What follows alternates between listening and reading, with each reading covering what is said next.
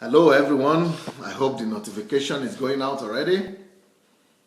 Sunday Adelaja here.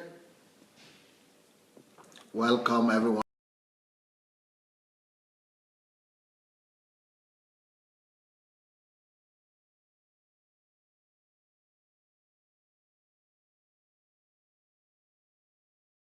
Who are we welcoming first? Who is going to be the first person to greet?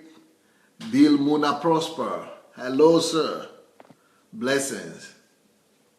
Charles Uche. Blessings. Fabien Muji. Noah Folare. Charles Uche Emmanuel. Kemi Shola Bimbola Abikosh. Adetoro, Laulu, Ibrahim, Ludovic, Dora, Michael Eze, Jake Oke, Binta, Vida from London. Blessings to you all. Welcome, welcome, welcome. Who is the next person? Maraizu Ikeshuku, Lola Shoronke from Los Angeles, Oluwatoyin, blessings. Shegun Lawal, Nkiro Jimadu, Ellen, Didi, Kike, Esther, Hope Alive, Geleta Hayato, Ajile Yebolare, blessings, welcome. Shao Smith, welcome, Shao Smith. All right, we have to begin to share the links. Please, let's go ahead and share the link. If you have not shared the link yet, please go ahead and get started. Look for your share button and let's begin to share the link right now so that we could get the word out to all our friends and everybody there. How are you, Eric from Cameroon? How are you, Paul from Ivory Coast, Abidjan? Gift, blessings. Humphrey, Kadu, Patson, Alpha from Kiev, wow. Blessing, Joseph, Shidi. Well, yeah, just Michelle George from California, George, Kazim, Ahmed, Kate. Well, you know, there are so many of you to welcome. So let's just go and bless God for today. Father, we thank you for today. We pray that you bless this program.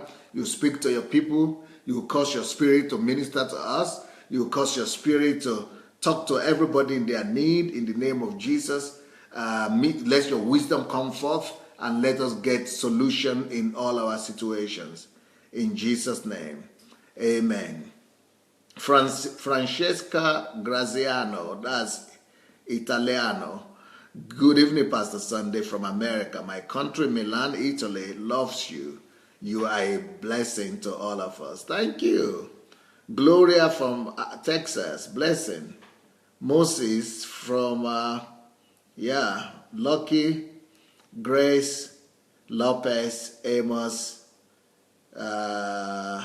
Kingsley, Gloria, Lena. Well, are you interested in knowing the topic for today? The topic of today is how to start repaying your debt. How to start paying your debt. Practical steps. Practical steps on how to start paying your debt. You know, many people own something or the other. Many people are in debt, like we know. And if you are one of the people in debt, get ready.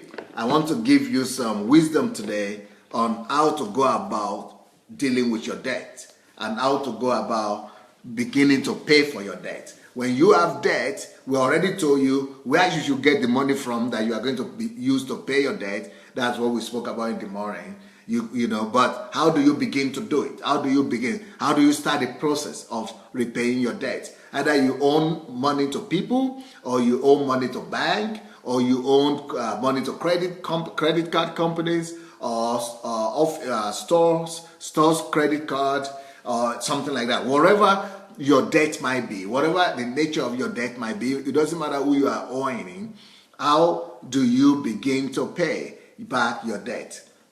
So that's what we're going to be talking about today. How to start repaying your debt and practical steps on how to start repaying your debt. Number one, the first thing you should know is that when it comes to debt, the effort or the attempt of the why debt is really bad is because debt removes you or deprives you of your freedom.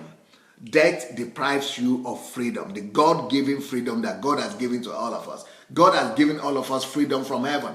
But when you go into debt, you actually sell out your freedom. You sell out your liberty. You sell out to debt, because the Bible says that he that is a borrower is a slave. Is a slave to the lender. So when you borrow, you sell yourself out to the person whom you have taken the money from. So when it comes to debt, the most devastating thing about debt is that it deprives you of your freedom. And then after that, you begin to lose your peace. It deprives you of your peace as well. And then you begin to lose you begin to have fear. You begin to get worried because you are thinking, okay, when will they come for the money? Maybe anybody is trying to call you, you think it's the creditor that is calling you. Anybody trying to knock on your door, you think it's the person you are owing money that is knocking on your door. So you lose your peace of mind. Then you begin to worry. Then you lose your harmony with yourself, harmony with your neighbors, harmony with God. And then you begin to experience fear. And then you begin to get agitated. So the reason why you must pay back your money, why you must pay back the debt that you owe, is for you to get your freedom back. We all need that freedom. It is devastating for you to be walking and living under the burden of debt. So freedom, it is for the sake of your freedom that you need to begin to pay your debt. You need to take responsibility and say, you know what? I must get set free from this thing. I don't want to be walking the street and keep on looking behind my shoulder and look behind my spine and be seeing if anybody is looking for me and chasing after me.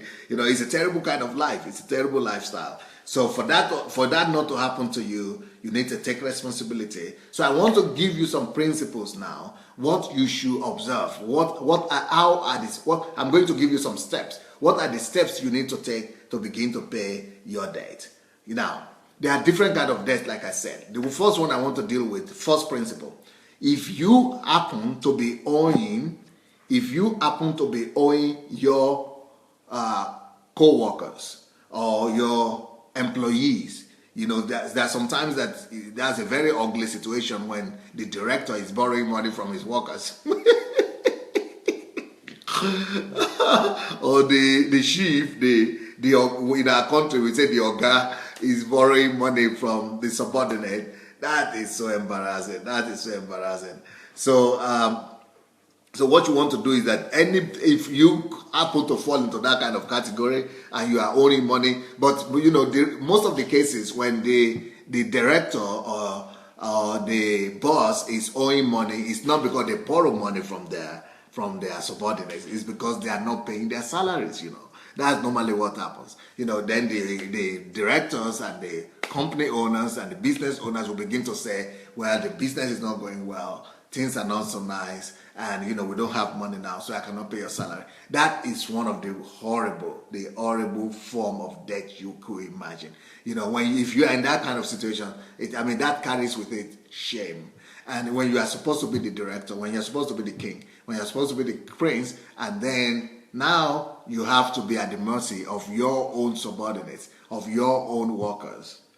That is so shameful. That carries a lot of shame and disgrace. And debt is slavery. And can you imagine the director, the king, being a slave to his subjects? The director being a slave to his workers. The business owner, being a slave to his employees. That is absolutely devastating. That is absolutely devastating. Morally, it just kills you. So that's what I'm saying. What I'm trying to say is that if you owe money to your subordinate, you want to start with that. So even if you are owing money to another 10 categories of people or 20 categories of people, one of the first ones you need to put on your priority list is repaying back the people who are subordinate to you, or who you don't want people who will devour you. You don't want people who will laugh at you, people who will make jests of you, people who are subordinate to you, who are supposed to be looking up to you, people you are supposed to be teaching. That's so painful. People who are supposed to be leading, people who are supposed to be teaching, when it gets to the point that now they are the ones running after you and demanding for money from you and demanding that you pay them back their money.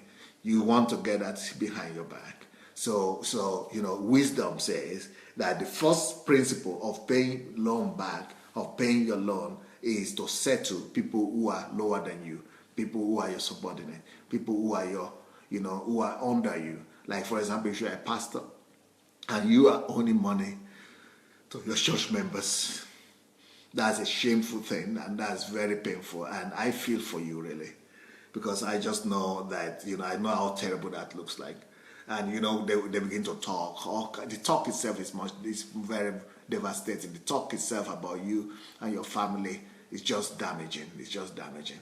And, the thing with people who are subordinate, who are under you, is that, they will not keep it secret. They go to talk to other people, and they go and explain and begin to tell that and tell different people about your behavior, and everybody begin to say, how can you, a pastor, behave like that and all that. So, nobody wants to know your situation. Nobody wants to put themselves in your place or in your state of mind. Nobody cares actually what your situation is. Everybody only cares for their situation. So when it comes to debt, start with people who are your subordinate or who are under you. Or the people you lead, if you owe them money, start with them. If you're a pastor, if you're a leader, pay those people first. Pay them first. Let them go and, explain things to them, ask for their forgiveness, and settle them first. If you cannot settle them immediately, you remember what I told you? The principle is that you only use 20% of your money, 20% of your salary or your income to pay debt. So that 20%, you could say, you have to have a plan. Maybe you could say, okay, the first 3 months, I'm going to pay these people that are under me. So start with them. And then, so your 20% is going to them. But if you still have time, of course, if you still have time, then maybe you could use that money to, do some investment, make the money grow. And if you still have time, you can, maybe you have half a month, or half a year or a year. You could use that time to go and do some business with that money, but you must still keep on putting away that 20%. Let it be growing.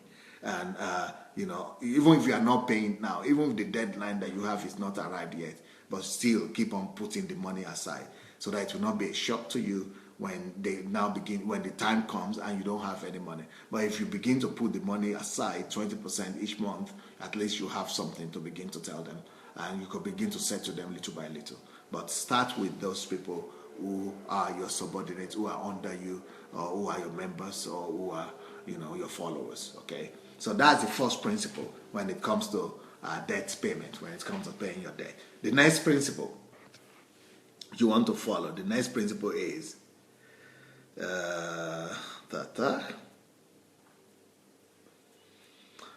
it's a horrible thing when you owe money to your relatives. It's a horrible thing when you owe money to your relatives or to your very close people. Somebody is asking here, Ogeshi, is it good to borrow? I will not go into that anymore because I've spoken about that this week. So you need to, last week, today is Monday, I think.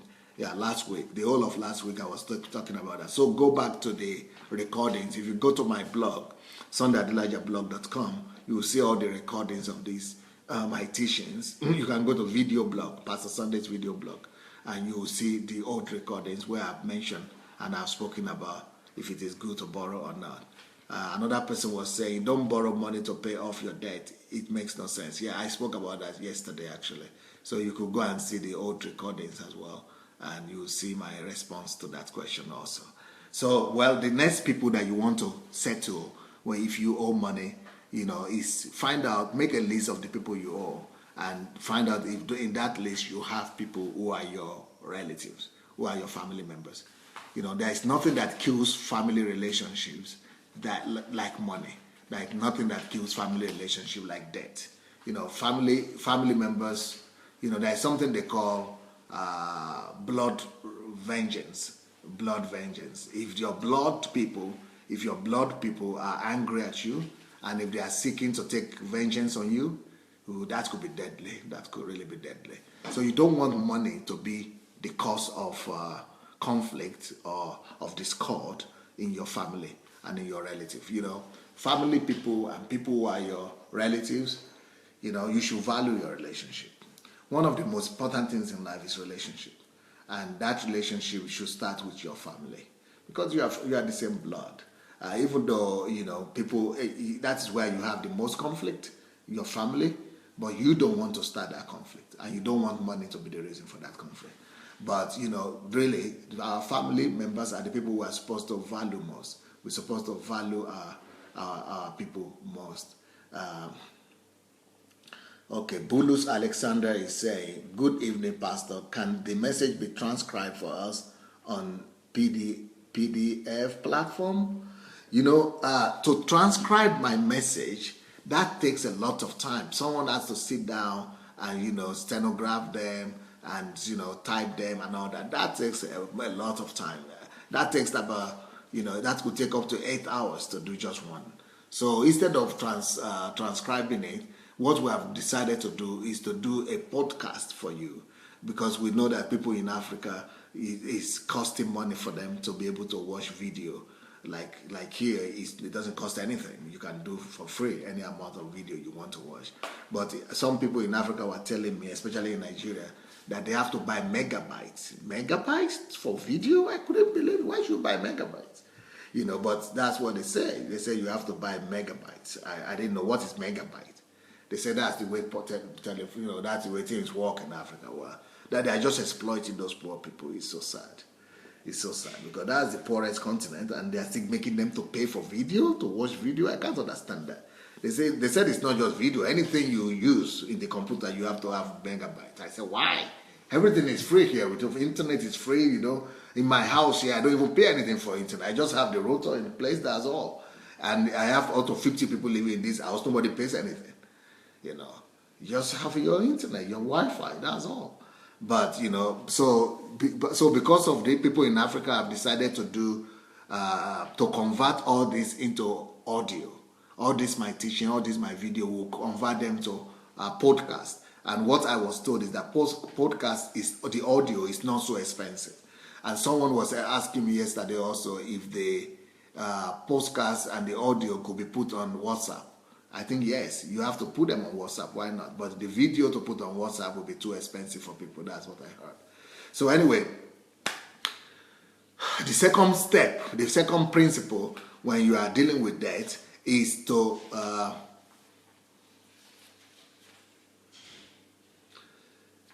the second principle that you want to follow or you want to do is that you go and settle your relatives first. Settle your relative first. Sometimes we don't feel like that. We feel like leaving our relatives for the last. We feel like keeping our relatives and saying they will understand. Yes, they might understand. They might understand for a long time, but God forbid that they get mad at you, and God forbid that you lose trust in them. If they lose your trust, and if they get disappointed in you, and if they begin to think that you are a traitor and a betrayer, that could go very, very rough. That could go very rough.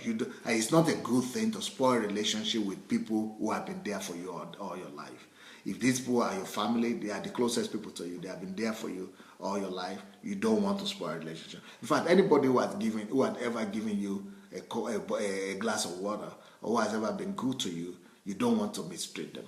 And one of the ways we mistreat people is by not paying them money that we owe them, especially since you are the one who asked them for help. You asked them for help when you are in need, and they tried to help you. They came to your aid, they came to your rescue, and now you are not paying them back, or you are mistreating them, or you are not putting them as your priority. That is deadly. That means you are not grateful, and you don't want that to happen to your family members. So the first people you want to pay when you are about to pay your money, you want to pay your debt, is to pay the people that are under you, your subordinates. Then the next people on your priority list should be that you want to pay off your family members. You want to keep your relationship intact. You want to let them know you are serious about the relationship with them, that you value your relationship with them, that you value the way they feel, that their feelings are important for you, and that you want to make them, your priority. And if they now say that no, they want to help you and that you should pay other people first, yeah, that's another thing. But let them know your intention to pay them first and to put them as your priority. Let them know that you value them and that they are important to you and that you want to really make them your priority in paying their debt. So so settle the debt of your family members. Number 3, the next thing you want to do is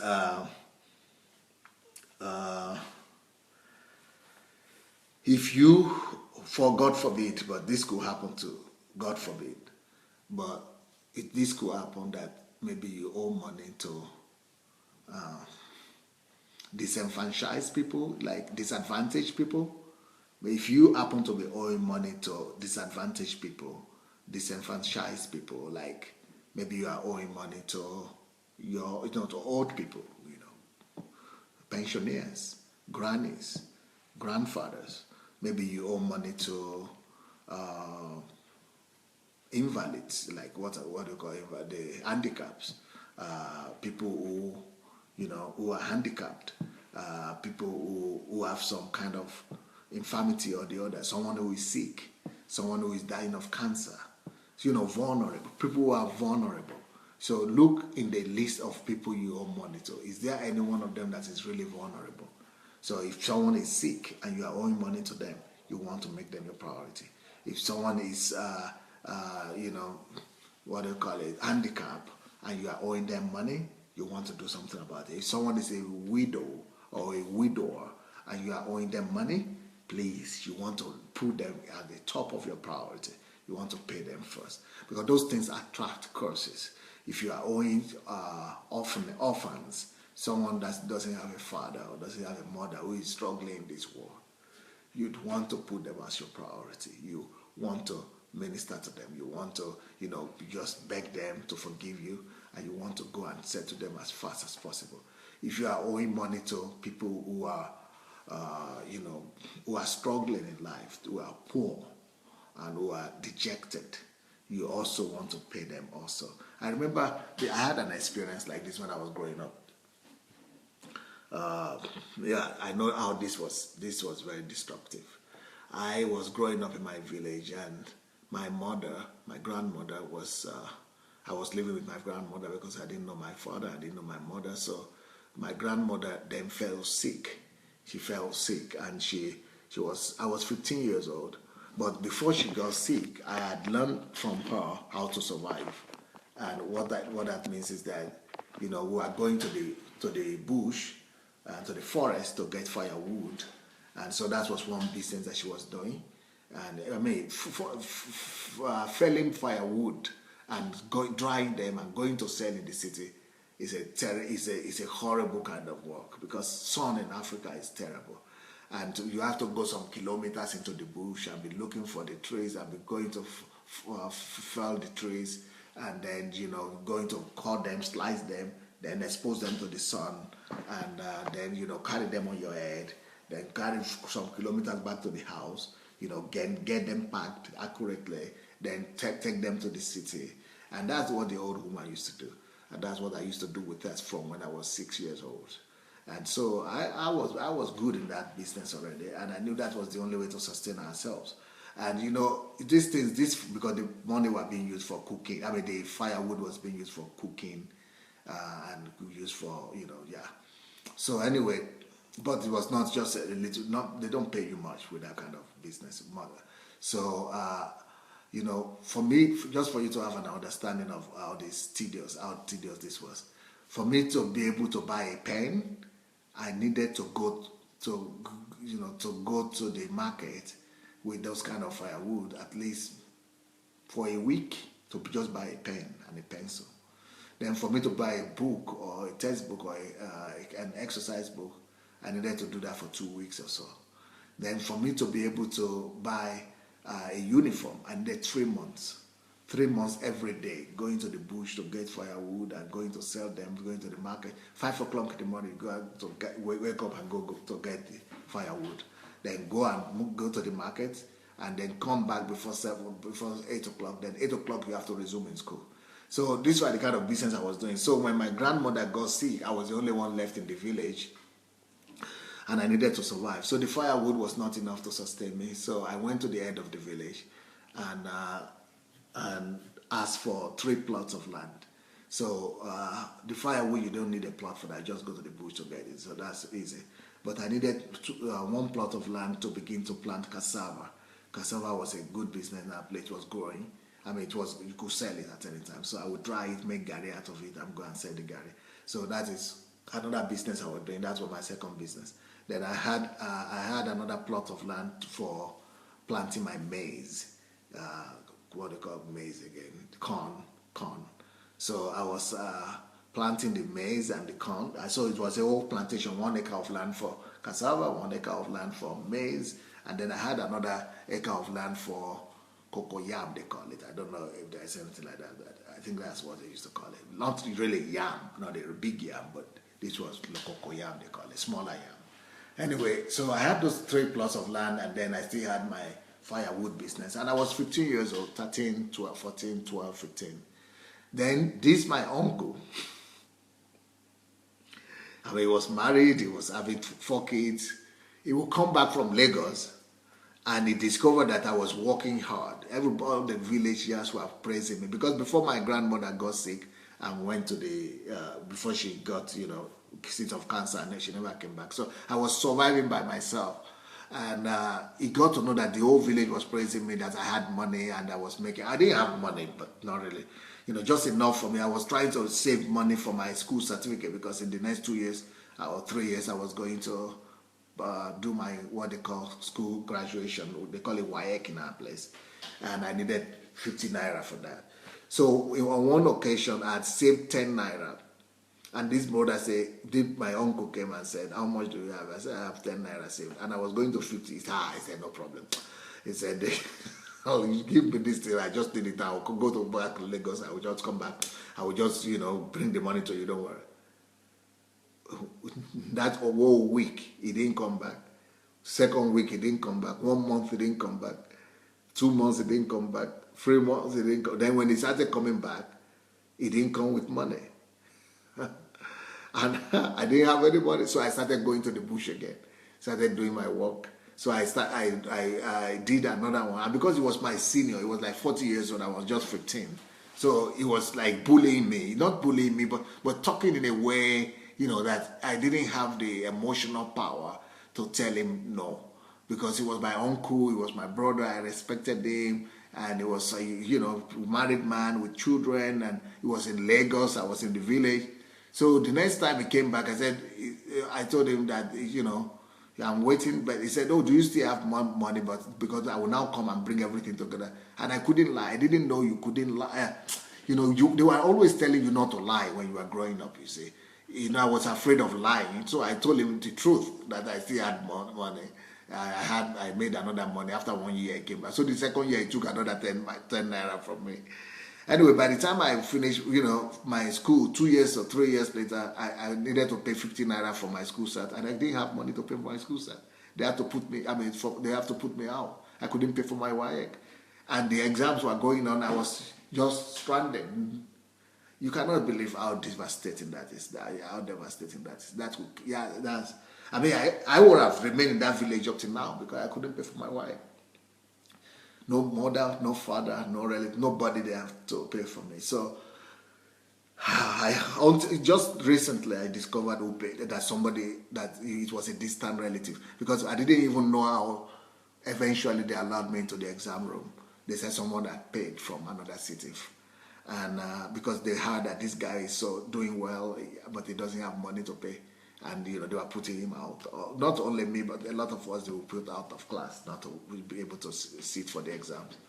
But it was later on I discovered how that one of our distant relatives had my predicament and paid.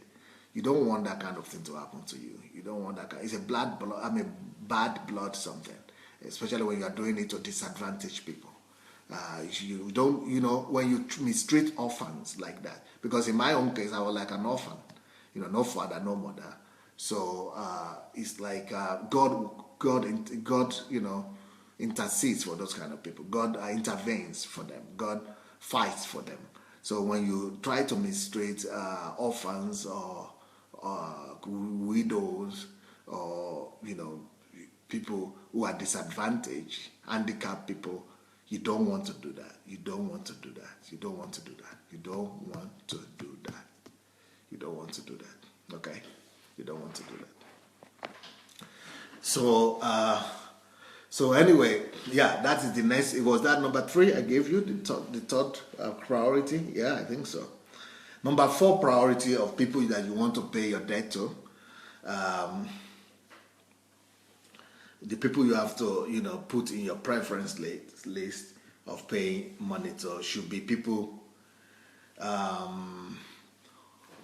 who you need to pay the highest percentage to. The people you need to pay the highest percentage to. Sometimes because of circumstances, it could be that you need to pay. Some people, maybe you took money from them, you don't need to pay any percentage on it. Let's say somebody gave you $1,000 and you don't just need to begin back that $1,000. That's not bad. But another person maybe gave you the same $1,000 and says every month you have to be paying $1,000 and plus $100 every month, maybe from 10% every month, or 1% every month. So if you have an obligation, a debt like that demands you to be paying monthly penalties or monthly percentages, you want to make that your priority as well. Because if you don't pay on time, those percentages will be growing. And soon the percentage will overgrow the debt itself. And then it will never stop. And that will just put you in under a crazy pressure. And it's just going to run you crazy. I mean, it's going to make you to be a slave to that debt. You're going to pay that debt for the rest of your life. You're going to be a slave. You're going to be sold out to the debt. You don't want to do that. So that's why that should be one of your priorities. It should be one of your priorities, okay? It should be one of your... Okay, it should be one of your priorities. So, but you know what when you are owing money with percentages, I think you should also negotiate with the person that they should agree to let you pay not the percentages first, because all of them want you to start paying the percentages first, and that is also very it's demoralizing, and it could be actually it could be devastating. So tell them that you want to begin to pay the debt itself. You want to begin to pay the original debt, and then maybe afterwards you pay the advantage, because the percentages. Because when you are paying the debt, then the percentages are reducing. So that is much better for you. But most people want to say, okay, pay the debt. Pay the percentage first and then the debt. But you have to tell them either I will not pay at all. If you don't want me to pay at all, okay, then I will, I will not pay. But if you want me to pay, this is what I can pay. I want to pay the body of the credit or of the loan first, and that's better for you. That's better for you. So yeah, many people are writing about my uncle. The funny thing about life is that uncle now, I'm still the one going home to support them, to support him, because of course he's not successful. He's wretched and poor in the village there. He's now the one left in the village. And so I have to be going back home to support him and his children and all that. People like that don't make it in life, and they end up being failures, and they become a burden and a nuisance to the family members. And of course, I shouldn't remember evil. And I couldn't say, okay, because you did that to me, then, I'm going to do this, I'm going to do, you have to repay evil with good. That's what Jesus teaches us to do. So I'm not saying this story just because to bring about anger or, animosity in you, but just to let you know that it could be painful like that when you are defrauding or depriving disadvantaged people. Their lives depend on it. Their destiny depends on it. So we don't want to do that. Okay, apart from paying the people that you owe money to, that you need to pay percentages to, the other principle that I would like you to pay attention to is I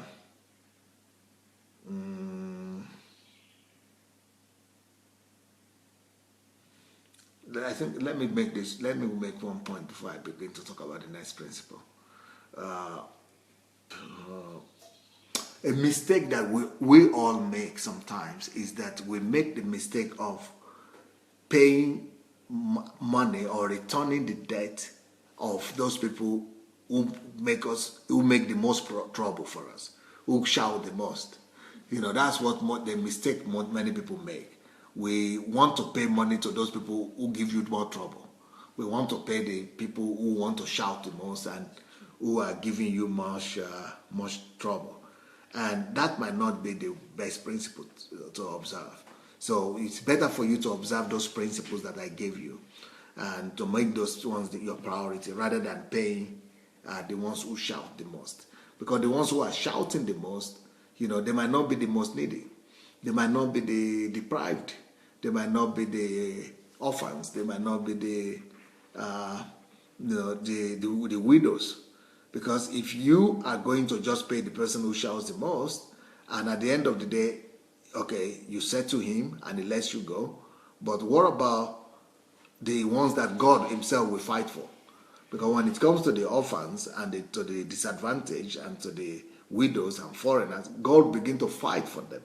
And you do want prefer God to fight you or for you man to fight you. Man is nothing. But when God begins to fight you, that's much more dangerous. So that's why those priorities are right. And then your relatives, why do you need to pay them too? You need to pay them because your relatives, they could release a curse on you.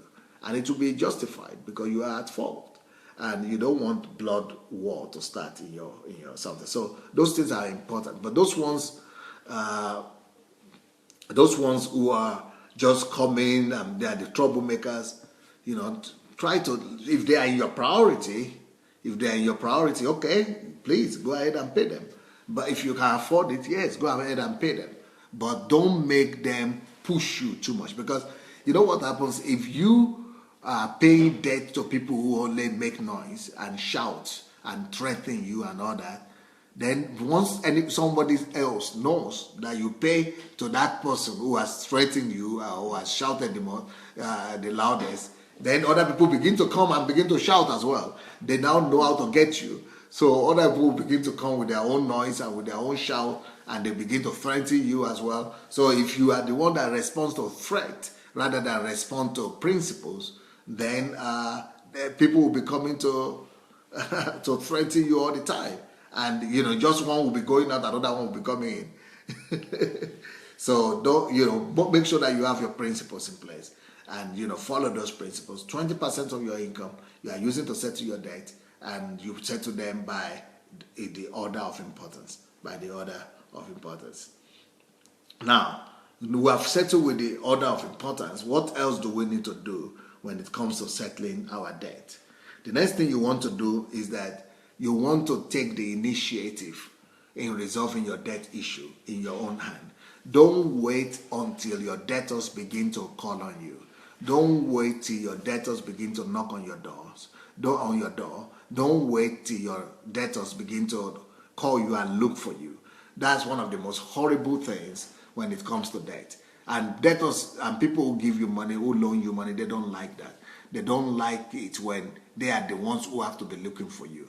It doesn't, you look at yourself. Can you remember yourself people owing you money and the person is not even showing up and it's not coming up to even say anything and it's not bringing your money, then it's not, coming to explain, it's not giving you any plan of what he wants to do, and you have to be the one looking for him. And most of the cases, 90% of the cases, the people who owe money, they don't look for you to explain things to you. Normally, it is you, the one that they owe money, that begin to look for them. And you don't want that to happen when you owe people money. If you owe people money, be the one to talk to them first. Be the one to explain things to them, what is happening. Be the one to give them information. Go call them up, explain things to them, what is going on with your situation. Yeah, if you want, you might want to talk to them one by one and tell them that you are aware of what's going on, and and you plan to pay them back their money. And before you meet with them, have a plan. Have a plan, and set a plan for yourself and say, okay, this person I'll be paying this person I'll be paying this. So when you go to that person to talk to him, tell him about your plan, the plan that you are having for him. Tell him when you will begin to pay him. Tell him what amount you want to begin to pay him with, and explain to him why that. Why is it that you cannot pay him immediately? Tell him what is really happening. Tell him about the progress of your business, about the progress of your work. Tell him about the efforts you are making and the work you are doing. Tell him you are working 18 hours a day. Tell him that you are working double job or something to pay, that you have them in your mind. You have their interests at heart, that you are working and you are thinking of them, and that and then don't just go to them one time. Go to them every month. Make it a principle. Make it an ongoing thing. So every month, go to them, give them a report of what you are doing, pay them some money if you have it, or give them your plans, or if they allow you to make and multiply the money, then but give them a report, give them an ongoing report. That kind of attitude, it makes you to be in charge. It makes you to be in charge. And when it comes to that, it is always better for you to be the one that is in charge of the whole deal, rather than circumstances being in charge, rather than pressure being in charge, rather than attacks and abuse and conflict being in charge. So you be in charge, and the way for you to be in charge is to put yourself in the place of other people, to put yourself in their own state, and to be able to sympathize with them, to be able to understand where they're coming from, and be able to explain to them that you understand them, and that you are not trying to defraud them, and you are not trying to deceive them, and that you are there for them, and that you are doing your best, and you are not going to let them down. So that kind of understanding even could make them to understand with you and to think with you, and maybe God will even use them to open a door for you next time. Next time they could say, okay, I have maybe they could even propose you another job or some connections, some partnership. Things could happen if you are really sincere and you take responsibility and you are faithful and you are really trying your best to be understanding with people. They could God could use them too. You don't know how God could work. God could use them to actually help you to pay the debt and to come out of those kind of complex situations you are in. Okay, Bernard Agishi says, I now have my freedom from debt, thanks to you. Thank you. Thank God. Thank God. Sharon Miot says, God bless you, Pastor Sunday, for sharing this teaching with us. We will share this with our family, relatives, friends, and our church family. We pay well above what the credit statement says we should pay every month. Yeah, that's why we should go and negotiate with people you owe money.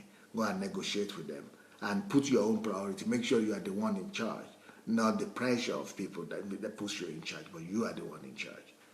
TK Akin says, God bless you, Pastor. You are my inspiration, learning from this program. Thank you. Thank you. Okay.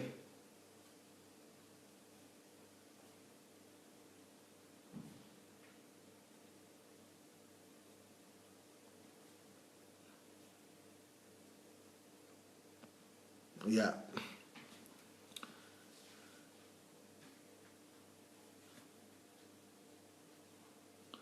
BB Innovation says, is it wisdom to take out a debt consolidation? Is it plan? What is it? A debt consolidation plan? I didn't understand that question.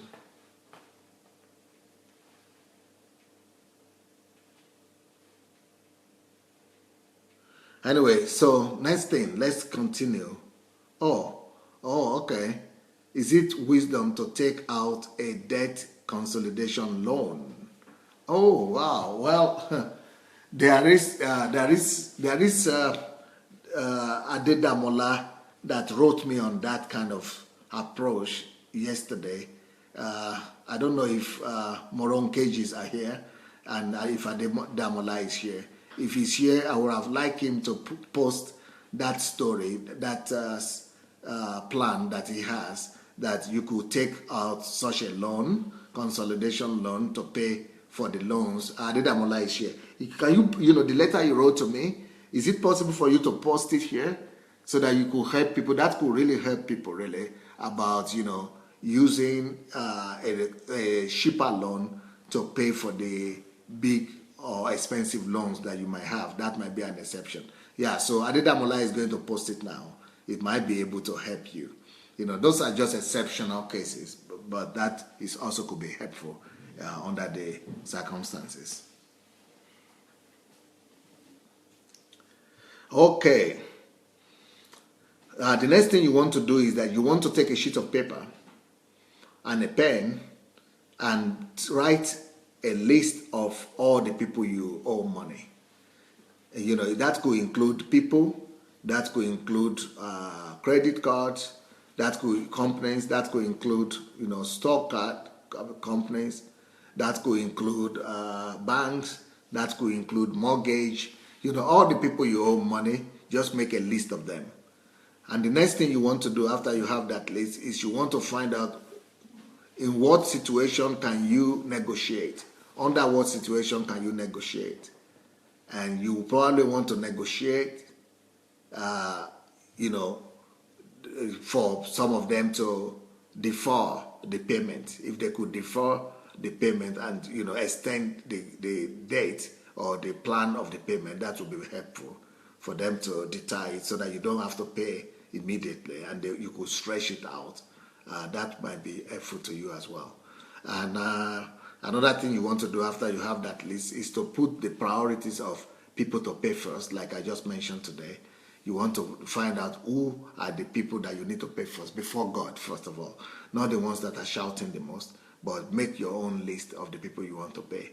And then bring out the money, write out the money, the amount that you have to be using to pay these people on a monthly basis, and then divide up that amount that you have by those people that you need to pay, you know, according to their priorities, according to the priority that you have spoken about today. And then follow your plan. Follow your plan. So, Adedamola, if that was the wrong post, then you just remove it. I think, can you remove it or you cannot remove it? If you cannot remove it, I think I will remove it for you. Okay, I will remove that for you. I just did it for you now. So you need to put the right post now. Yeah. Come on, give us the right one.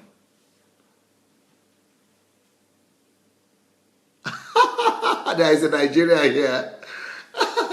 Say that data plan exhausted, sir.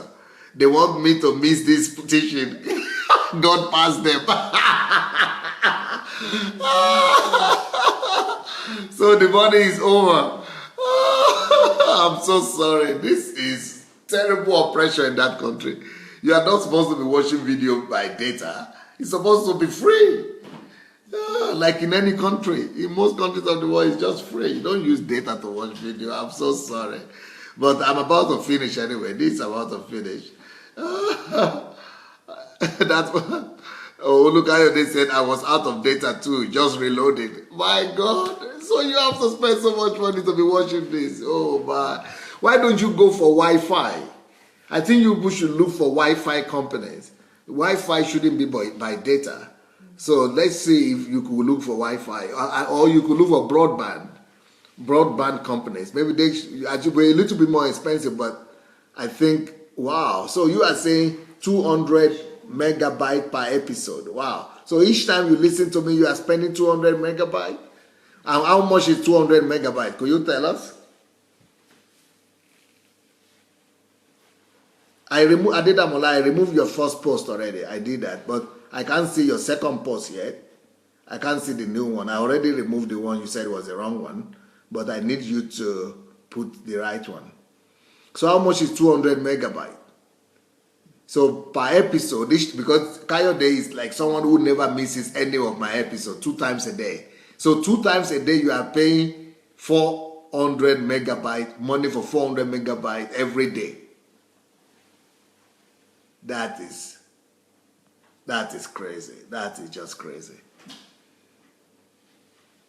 I have data on 3 phones, including Wi-Fi, and 400 megabytes every day just to watch my video. My God, you are very dedicated. God will have to compensate you one way or the other. Wow, that's from Port Harcourt. Wow. Okay. One of the things that people who owe money do is that they break relationship with people they are owing money, or they are running away from them or hiding from them. Don't do that. Don't play the hide and seek game. Don't hide. Don't hide from people. Don't hide from people, and go ahead and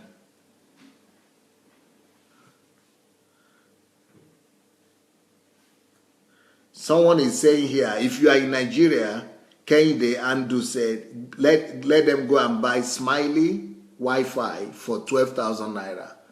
I don't know what that means. Smiley Wi-Fi. What does that give you? Smiley Wi-Fi. What is the advantage in that? Smiley Wi-Fi for 12,000 naira. Okay, I don't know what that means. Maybe Nigerians will understand what that means. Anyway, so don't break relationships with people. Don't run away. Because if you begin to play that game of running away or hiding, people will know something is wrong with you, and they will begin to suspect that you don't want to pay in the first place. Then the next thing that I would like to advise you to do is, if you are owing a bank, always negotiate with the bank.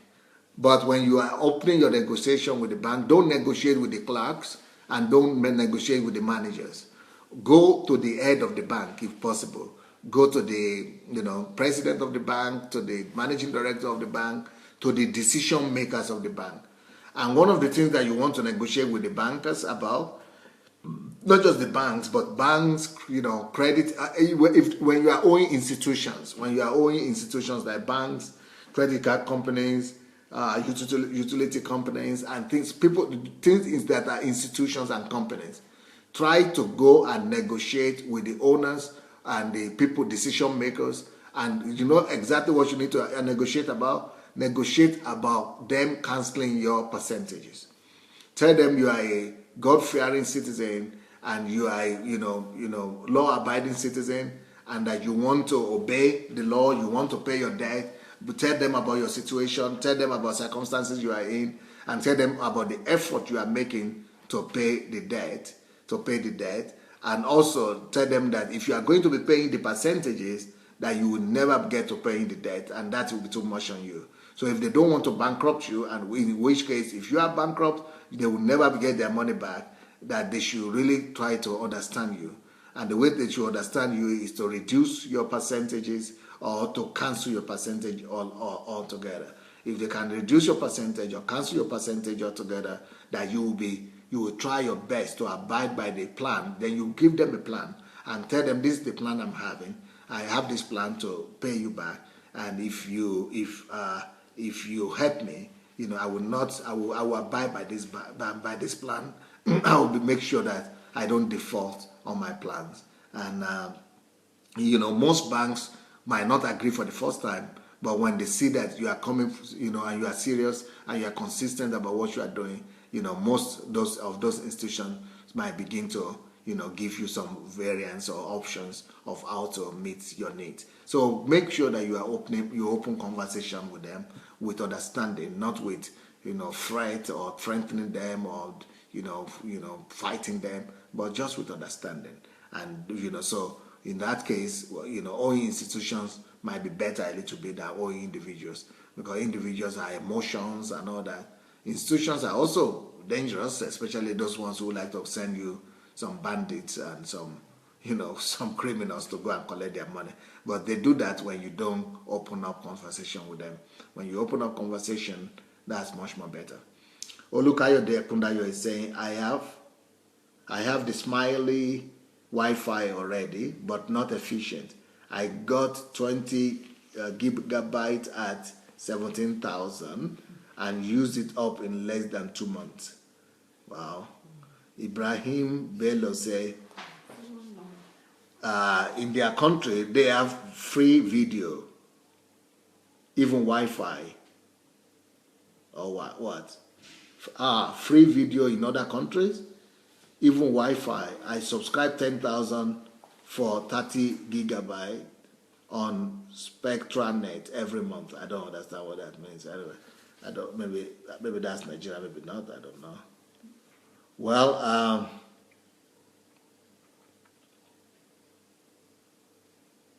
Kunle Ajala says, I'm glad you are raising this issue. I already acknowledged that it is easy to make judgments about how others manage their money, but I've often looked at the types and amount of debt that some people take on and wonder if they are doing the right thing for their families. For example, I see people who finance luxury cars but don't invest in their children's education fund, much less their retirement. It is even more strange when you hear of people financing a wedding. It seems to me that there is a moral element to financial decisions, and from my reading of the Bible, it frequently exhausts the reader to gain master over money.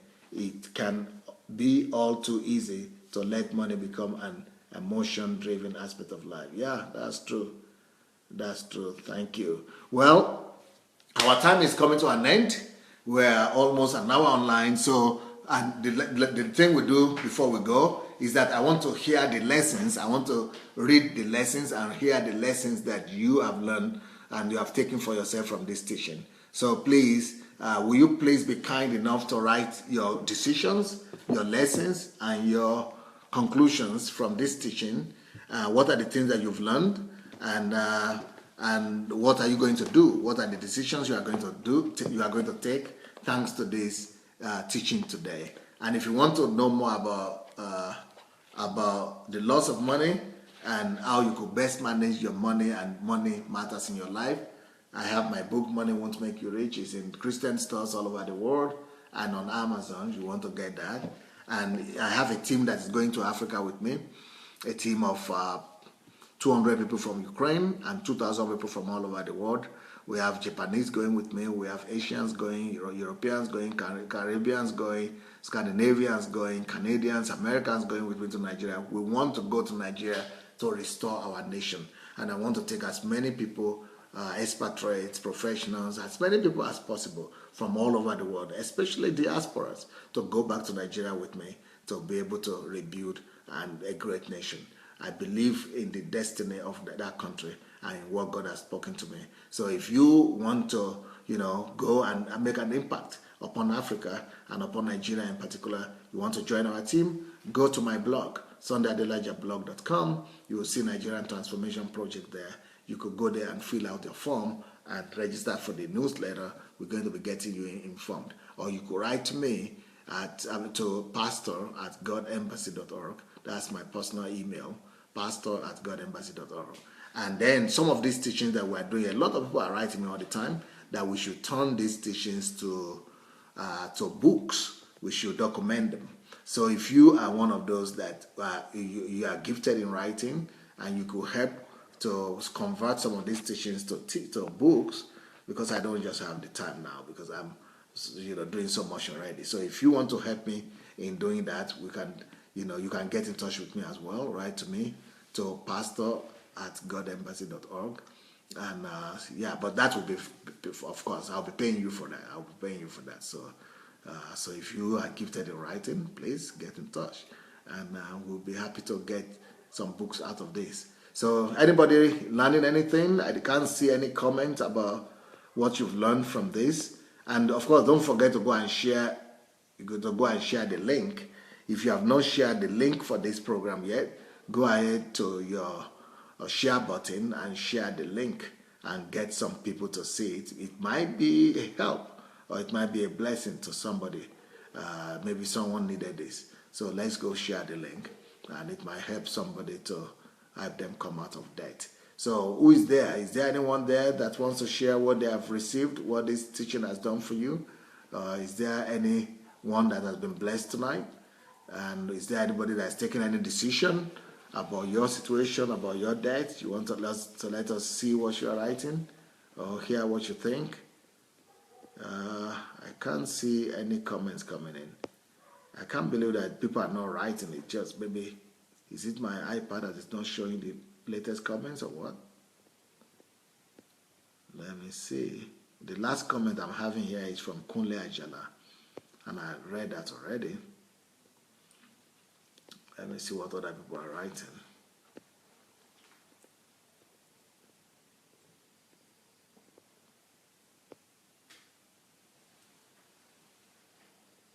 Akinola Shesi says, good message, sir. But personal integrity is the key needed to return money when you borrow.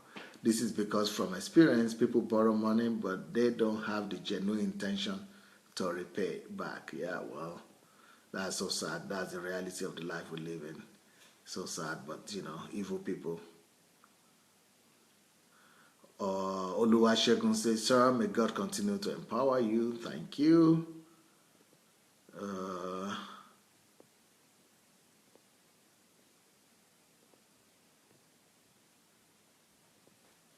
Okay.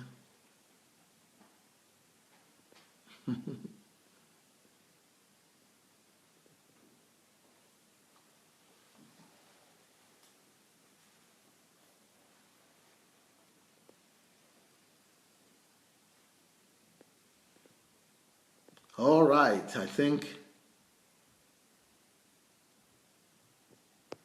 that's all for today.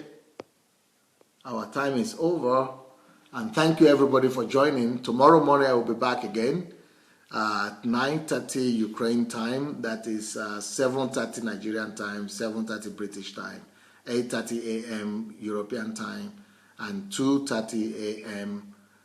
American time, Eastern time. So thank you so much for your time, and God bless, and overcome the debt and live in freedom. Blessings. Bye.